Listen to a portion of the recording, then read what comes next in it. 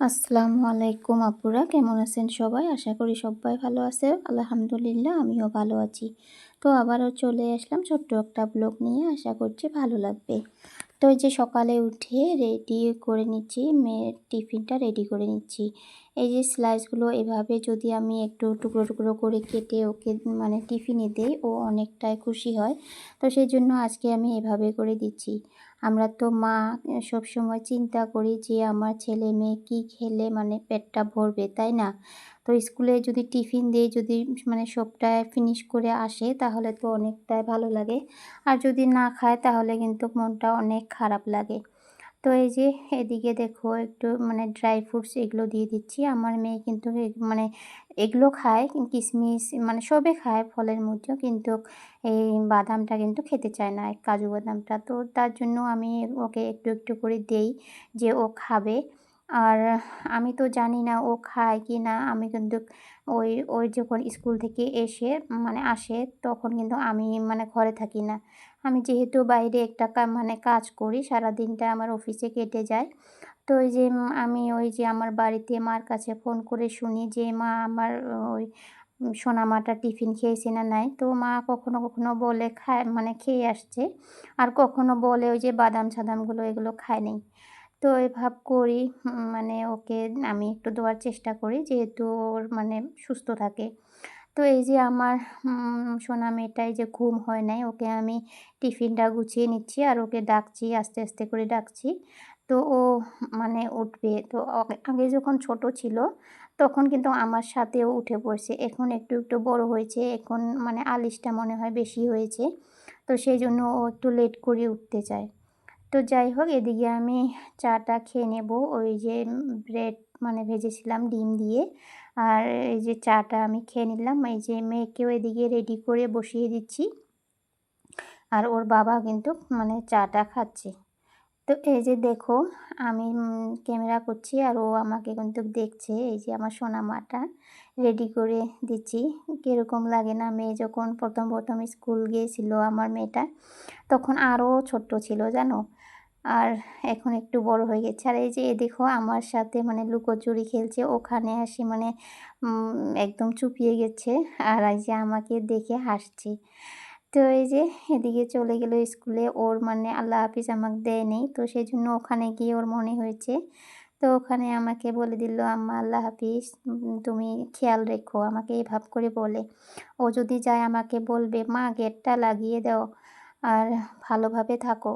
তো এভাবে করে ও যেন আমার একটা মা। তো আসলে মেয়েরা মা-বাবাকে ছেড়ে এসে যে সন্তানগুলোকে ছোট, ছোট ছেলেমেয়েকে যে পায়, ওই যে বলে না যে আমার মা-বাবাকে হারিয়ে আসছি বা মা-বাবাকে ছেড়ে আসছি। তো এসে এই যে এদেরকে আমরা মা-বাবা মনে করি। কখনো, কখনো মানে মায়ের মতন করে খেয়াল রাখে।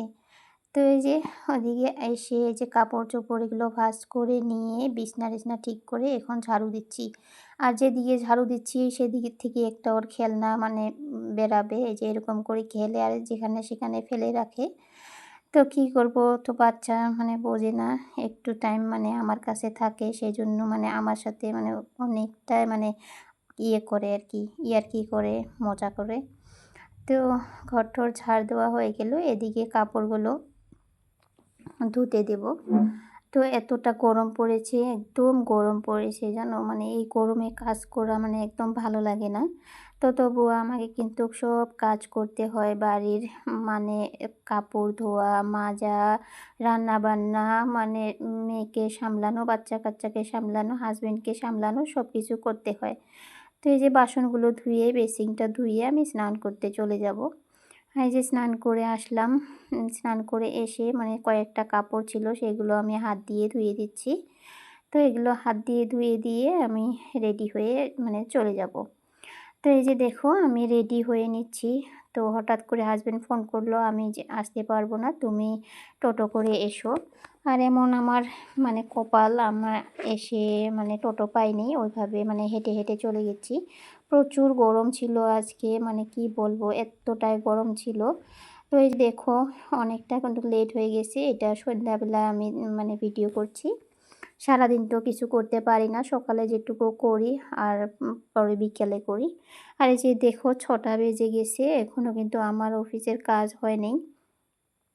এই আপুটার কাজ এগুলো আমাদের কাজ, তো অনেক লেট হয়ে গেলো। এই যে আমি বেরিয়ে পড়ছি, এখন আপুটাকে টোটোতে উঠিয়ে দিলাম, আর এই যে আমি বাইকটা দিয়ে আমি আর আমার হাজবেন্ড চলে যাব।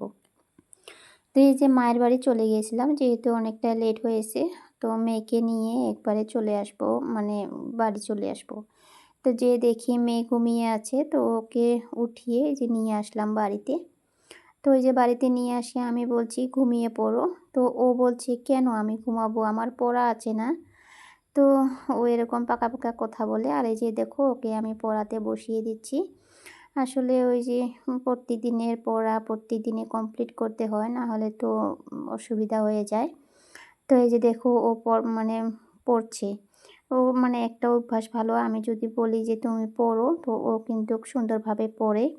তো সেজন্য এই যে হাসাহাসি করছি, মানে সব পেয়েছিল স্কুলে, ওকে নাকি স্মাইল দিয়েছে, ম্যাম গুড দিয়েছে, ভেরি গুড দিয়েছে, সেগুলো আমাকে বলছে। আর এই যে এদিকে মেয়েকে পড়ানো হয়ে গেল, আর এদিকে রান্না করতে চলে আসলাম। তো এই যে আমি ভাবছি আজকে সিম্পল করে একটা রান্না করে নেব। তো হাসব্যান্ড হঠাৎ করে খাসির মাংস নিয়ে আসলো। আর এখানে এসে বলি, তো ওই যে নাজনীন আপু আমাকে কমেন্ট করছে যে আপু তোমার বাড়ি কোথায়? তো আপু আমার বাড়ি মানে তোমার বাড়ির পাশে চলে। তো আমার বাড়ি ধুবড়ী, মানে আসাম, ধুবড়ী আসাম, মানে চট্টগ্রাম লক্ষ্মীগঞ্জ। তোমরা চিনে থাকবে মনে হয় আর তোমরা চেনো আমার লক্ষ্মীগঞ্জ গ্রামটা। তো যদি চিনে থাকো তো কমেন্টে লিখো যে আমি চিনি। আর যদি নতুন কেউ কোনো আপুরা আসো, প্লিজ আমার চ্যানেলটাকে সাবস্ক্রাইব করে দিও। আর অনেক আপুরা আমাকে কমেন্ট করে, তো আপুরা অনেক ধন্যবাদ তোমাদেরকে। তোমরা যে আমার ভিডিওগুলো দেখো, কমেন্ট করো, আমাকে অনেক ভালো লাগে। তো মরিয়ম আপু, মানে মরিয়ম চ্যানেল থেকে আপু আমার ভিডিও দেখে, তো আফসানা আপু আমার ভিডিও দেখে কমেন্ট করে, আমাকে অনেক ভালো লাগে। তো আরও কয়েকটা আপু আমাকে কমেন্ট করে ভিডিও দেখে নতুন নতুন আপুরা অ্যাড হচ্ছে। তো আপুরা তোমাদেরকে অসংখ্য ধন্যবাদ, এইভাবে আমার পাশে থেকো। তো এই যে রান্না মানে বসিয়ে দিয়ে একটু একটু করে মোছামুছি করছি। তো মোছামুছি করতে করতে কিন্তু আমি কয়েকবার মানে আমার হাত পুড়ে গিয়েছিল, ওই যে কড়াইয়ের যে ডান্ডিটা আছে সেটা লাগে। তো কী করব, মানে একটু নোংরা হলে আবার দেখতে মানে খারাপ লাগে, সেজন্য আমি একটু একটু করে মুছি। পরিষ্কার থাকলে মানে দেখতে ভালো লাগে, তাই না? তো আজকের ব্লগটা এখান থেকে শেষ করছি। সুস্থ থেকো, ভালো থেকো, আল্লাহ হাফেজ।